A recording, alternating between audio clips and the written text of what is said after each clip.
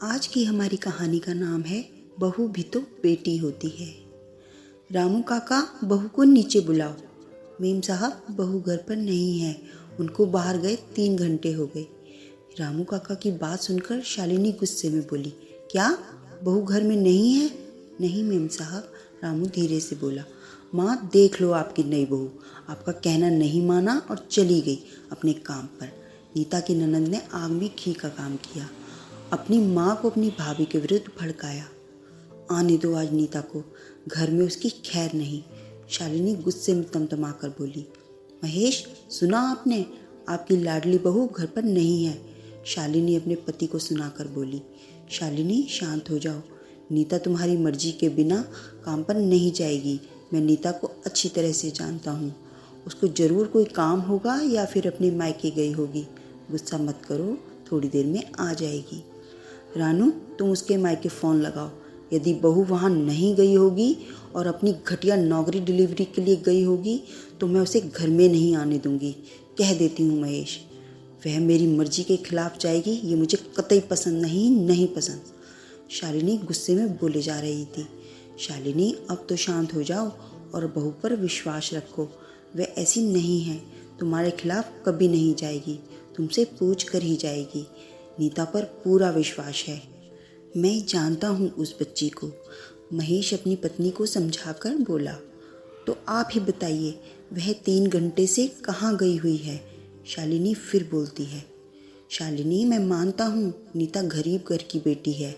उसके पिता के मरने के साथ उसने अपने घर की सारी जिम्मेवारी को संभाला है। खुद ने मेहनत करके अपनी बहन की शादी की है।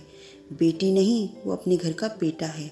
परिवार का पूरा खर्चा वही चला रही थी, लेकिन बहुत स्वाभिमानी लड़की है, मेहनती लड़की है। और अब उसे अपनी मम्मी और दादी की चिंता है, उनके खर्चों की चिंता है। इसका परिवार कैसे चलेगा, इसीलिए वह बार बार अपने काम पर जाने के लिए तुमसे कह रही थी। लेकिन मैं जानता हूँ वह तुम्हारी मर्जी के खिलाफ अपनी मर्जी से कभी नहीं जाएगी। थोड़ा विश्वास करो और धैर्य रखो। महेश फिर से समझाकर अपनी पत्नी से बोला। मैं यहाँ हूँ मम्मी जी, पीछे से नीता की आवाज़ आती है। शालिनी ने मुड़कर देखा कि नीता गुड्डू को लिए खड़ी थी और गुड्डू के सिर पर पट्टी बंधी हुई थी। देखकर शालिनी और रानू चौंक गई। गुड्डू बेटा, गुड्डू को क्या हुआ? यह पट्टी क्यों बंधी? रानू और शालिनी एक साथ बोली। रानू ने जल्दी से अपना बेटा नीता की गोद में से ले लिया, लेकिन गुड्डू बोला, मामी बहुत अच्छी हैं, मामी मुझे डॉक्टर के पास लेके गई और पट्टी कराई। बेटा, गुड्डू को क्या हुआ? महेश शांति भाव से बोले। यहाँ पापा जी घर पर कोई नहीं था।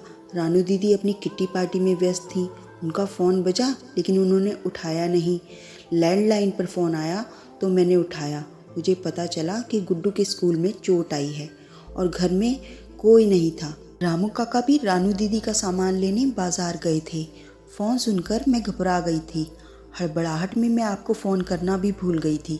सॉरी मम्मी जी, लेकिन गुड्डू बाबा को संभालना ज़रूरी था, नीता धीमे स्वर में बोली। नीता शालिनी के बेटे की पसंद थी और शालिनी के पति भी अपनी बहू को बहुत पसंद करते थे, लेकिन शालिनी नीता को पसंद नहीं करती थी। लेकिन आज नीता की यह बात देखकर शालिनी ने उसको अपने गले से लगा लिया और आंखों में आंसू आने लगे। बेटा, मैं कितनी गलत थी, तुम भी मेरी बेटी ही हो, तुम भी अपने काम पर जा सकती हो। आज के बाद मैं तुम्हें कभी नहीं रोकूंगी। माफ़ करना नीता, मैंने तुम्हारा बहुत अपमान किया था। शालिनी रोती हुई बोली।